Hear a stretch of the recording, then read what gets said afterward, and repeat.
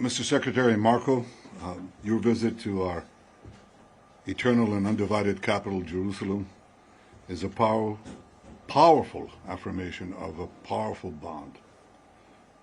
We stand in a time of immense challenges, the aggression of Iran and its terrorist proxies, those who chant death to America, death to Israel.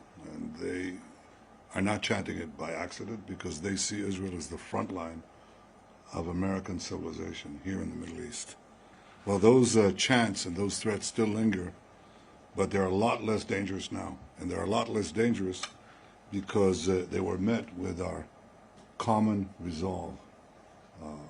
And the decision by President Trump to target the nuclear facilities of Iran was not merely a militarily wise thing to do. It was also a message to the entire world that the United States acts to defend its interests and defend its allies.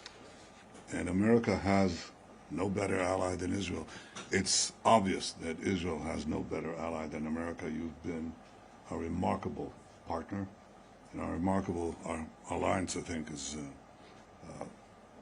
been forged for ages. President Trump says, he said to me the other day, he said, remember October 7th. That's what he said. It's like, remember the Alamo, remember October 7th. And we remember. We remember the savagery, we remember the incredible massacre of the innocents. We remember our hostages, and we're committed to bringing all of them home, the living and the dead. And we appreciate all the help that President Trump and you have given us in this sacred task. We remember Hamas, and we know that we must defeat them and ensure that they no longer are enabled to turn Gaza into a threat to Israel. They no longer should be there. Your presence here in Israel today is a clear message that America stands with Israel. You stand with us in the face of terror, in the face of the incredible, I would almost say, Middle Ages lies that are directed against us, the rising anti-Semitism in the world, and really the weak governments that are putting pressures on us because they collapse under the pressure of Islamist minorities and incredible vilification. I want to thank you personally for your unwavering support of Israel's right to defend itself, for standing firmly against those who seek to isolate and demonize our nation.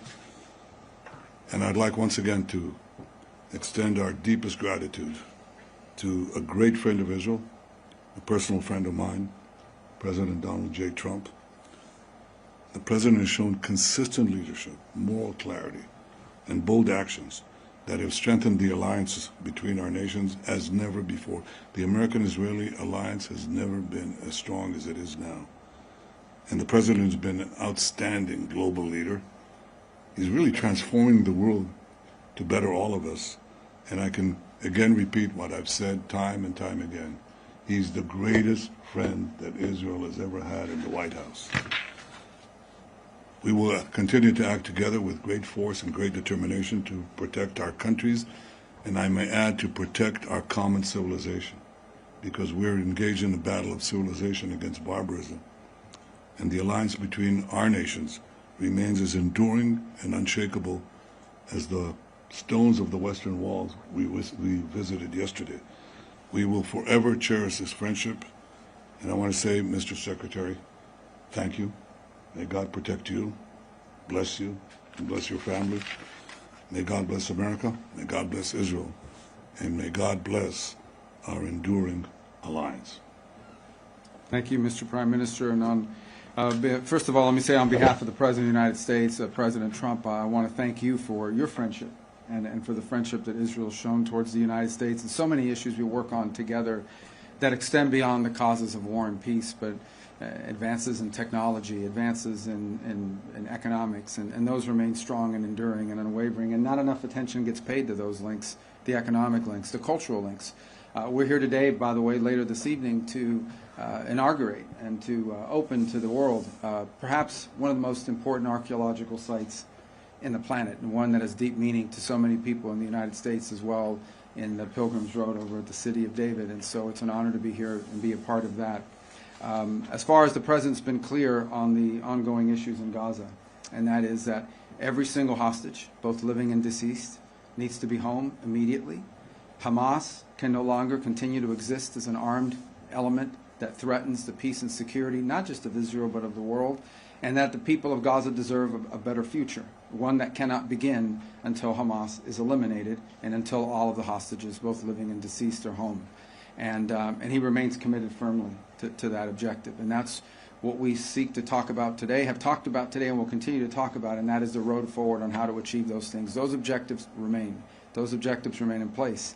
Beyond that, obviously, we cooperated and were involved together just a few weeks ago on the issue of Iran and Iran's desire to possess not just nuclear weapons, but short and mid-range missiles with the capability of threatening our presence here in this hemisphere, in this region, and of course the safety and security of the Jewish state. But I would venture to say a threat that actually extends well beyond that to the kingdoms of the Gulf and eventually even into Europe. In fact, some of the missiles they're trying to develop now can already range countries in Europe. And so a nuclear Iran governed by a radical Shia cleric